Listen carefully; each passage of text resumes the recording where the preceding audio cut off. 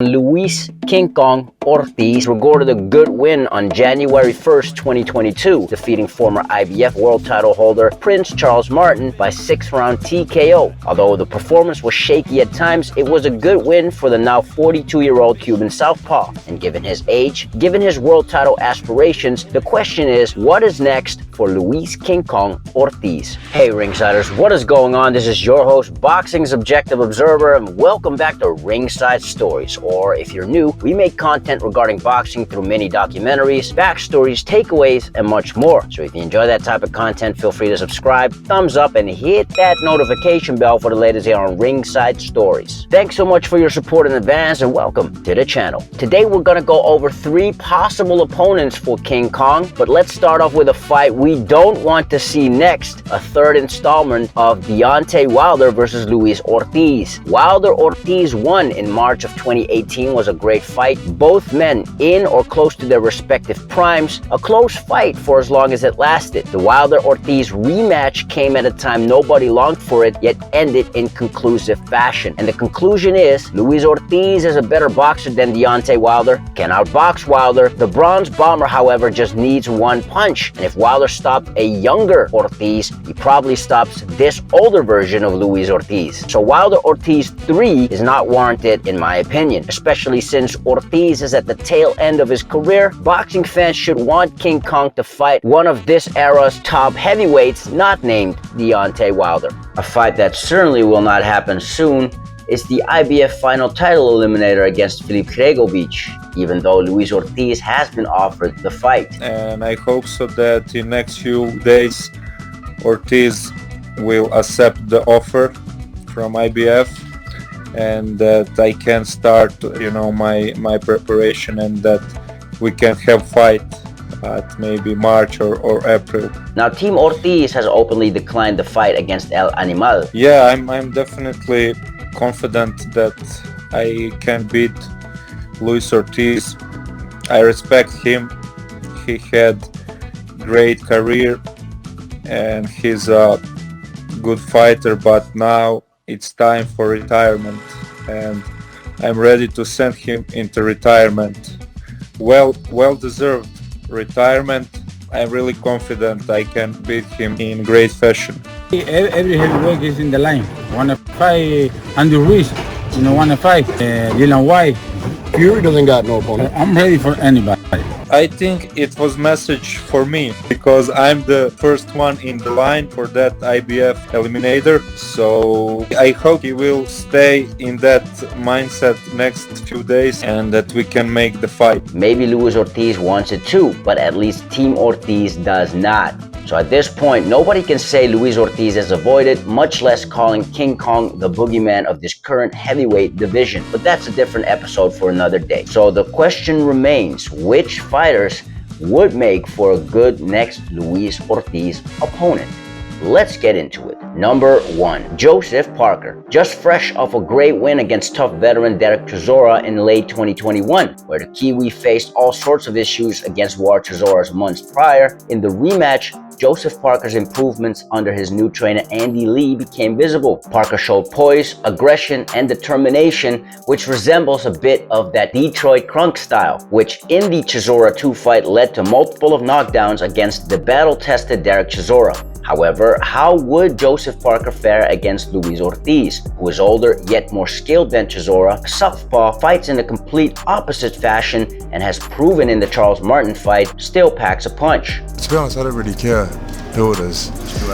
Anyone, just I think as a heavyweight or as a fighter, I just want to be involved in big fights and give it everything that I have, like last night. Parker versus Ortiz will probably play out similarly to Joshua versus Parker in March 2018, when the then undefeated Joseph Parker engaged in a tactical chess match with AJ from long range.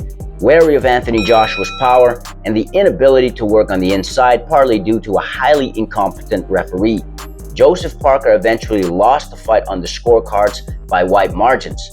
Now, Luis Ortiz doesn't have the same attributes nor the same dimensions as Anthony Joshua, Though King Kong does have a good ring IQ, is skillful even at 42, and has decent enough power to potentially keep Joseph Parker honest. At the making of this recording, Joseph Parker is ranked number 4 with the WBC, number 3 with the IBF, number 2 with the WBO, and Ring Magazine has Parker regarded as a top 5 heavyweight in the world, who has speed, power, and at the age of 30, still fairly young. So a win over the former WBO heavyweight champion of the world would certainly do a lot for Luis Ortiz in terms of moving up the ranks and prestige. But can he beat Joseph Parker, who so far in his career has been tested against high quality opposition, a proven chin, and never been stopped so far?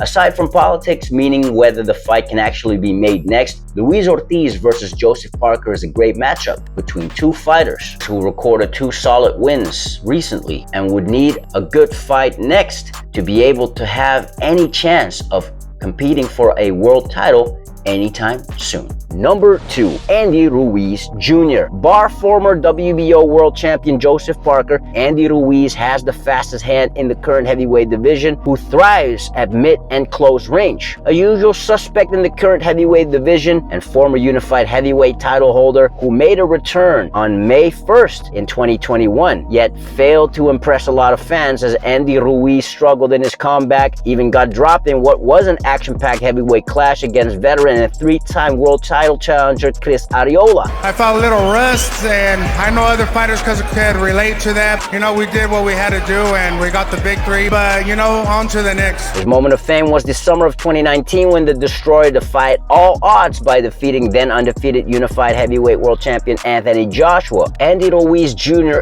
is rebuilding, linking up with Saul Canelo Alvarez's trainer and trainer of the year 2021 Eddie Reynoso. And just like Luis Ortiz, Andy Ruiz has 2 losses on his record, just came off a win, and is in a similar point in his career as Luis Ortiz in that Ruiz has some questions to answer, and a fight with Luis Ortiz next would make a lot of sense. In order to beat King Kong, you have to make it a young man's fight, i.e. using constant pressure and or taking away Luis Ortiz's legs with, for example, body attacks. Although Andy Ruiz Jr. doesn't have the fastest legs himself, he does have the faster hands, and whilst inside can take a shot, especially now being trained by Eddie Reynoso, chances are Andy Ruiz Jr. will be an improved fighter compared to his last outing against Chris Arreola. Ortiz will have a height and reach advantage, and beating Andy Ruiz is a matter of keeping the fight long, fighting from outside, which Luis Ortiz is a better fighter from distance than the Destroyer anyway. A potential Ortiz versus Ruiz fight is fairly easy to make, as both are PBC fighters. Luis Ortiz versus Andy Ruiz Jr. would make for an interesting stylistic matchup, as they both possess attributes that will trouble one another. A technical boxer relying on counterpunching versus a pressure fighter with arguably the fastest hands in the current heavyweight division. Number 3,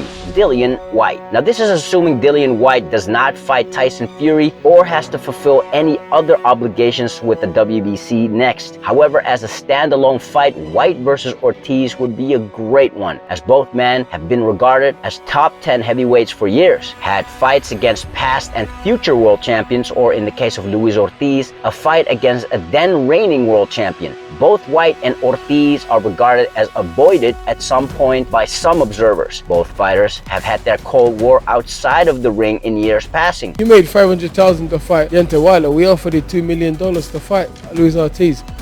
Listen, I offered Luis Ortiz the fight 3 separate occasions. Didn't want it. Povetkin agreed to fight me. Didn't want it.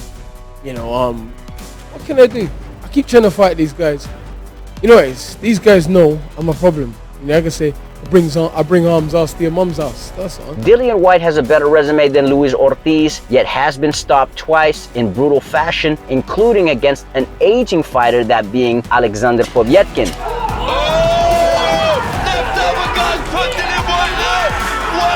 So the body snatcher sure can dish out punishment, but how is Dillian Whyte's punch resistance? On the other hand, one can ask the same about Luis Ortiz, as King Kong was dropped by a jab in his latest outing against Charles Martin. Ortiz versus White will be an explosive matchup as both possess knockout power. Both Dillian Whyte and Luis Ortiz can be hurt. Both Whyte and Ortiz have had their back and forths with each other over the last few years, which means both Luis King Kong Ortiz and Dillian the Body Snatcher Whyte would have something to prove to each other if that fight would actually transpire inside the squared circle. These are just my thoughts. What are yours? Who would you like to see Luis Ortiz in with next? Drop your ideas and your reasons why in the comments below. Let's have a conversation. If you enjoy this type of content and you haven't already, don't forget to subscribe, give a thumbs up, and hit that notification bell. It helps the channel out a lot, i.e. inspire us to make more quality content for y'all. As always, thank you so much for your support and welcome to Ringside Stories.